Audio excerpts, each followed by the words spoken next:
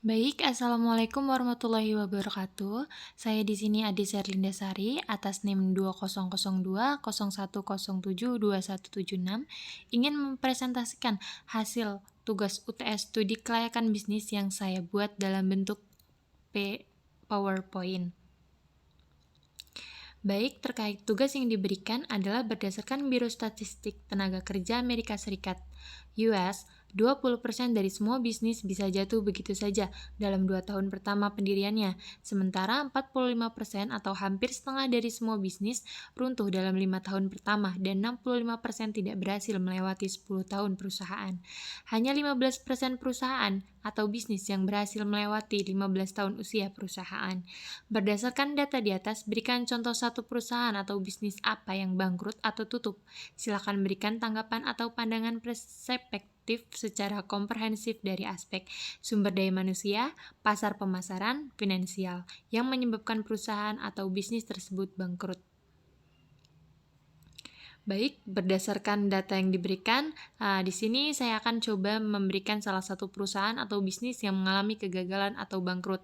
Dalam hal ini, saya akan menggunakan contoh fiktif berupa perusahaan teknologi XYZ Tech, yang dimana aspek sumber daya manusianya.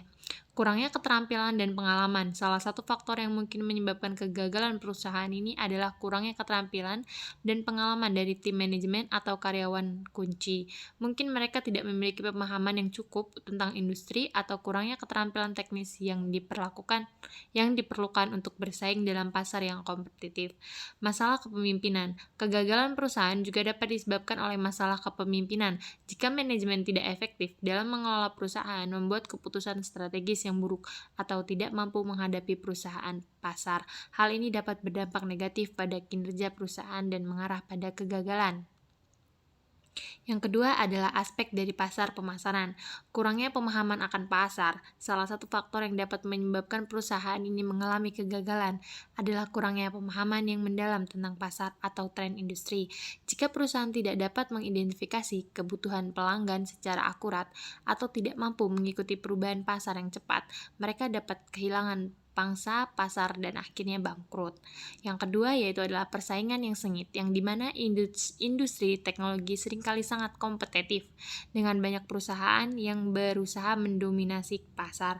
Jika perusahaan tidak mampu bersaing secara efektif dengan pesaingnya, baik dari segi inovasi, produk, harga yang kompetitif, atau strategi pemasaran efektif, mereka mungkin kalah dalam persaingan dan kehilangan pangsa pasar. Selanjutnya yaitu aspek dari keuangan. Pengelola keuangan yang buruk. Salah satu penyebab utama kegagalan perusahaan adalah masalah keuangan.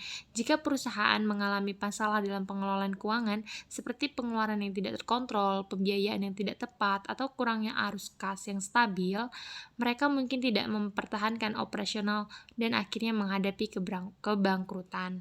Yang selanjutnya adalah ketergantungan pada pendanaan eksternal. Jika perusahaan ini bergantung terlalu banyak pada pendanaan eksternal seperti pinjaman atau investasi modal venture dan tidak mampu menghasilkan pendapatan yang cukup sendiri, mereka dapat menghadapi risiko kebangkrutan jika tidak dapat memenuhi kewajiban keuangan mereka. Yang selanjutnya adalah dalam perspektif komprehensif. Kegagalan perusahaan ini atau XYZ stage mungkin disebabkan oleh kombinasi faktor-faktor di atas, keterbatasan keterampilan dan pengalaman, masalah kepemimpinan, kurang pemahaman pasar, persaingan yang sengit, pengelolaan keuangan yang buruk, dan ketergantungan pada pendanaan eksternal yang berlebihan dalam pasar sehingga saling mempengaruhi dan menyebabkan perusahaan mengalami kegagalan atau bangkrut. Sekian apa yang bisa saya sampaikan terkait materi dan presentasi saya. Saya Ade Serendasari, saya akhiri. Wabillahi taufiq wal hidayah. Wassalamualaikum warahmatullahi wabarakatuh.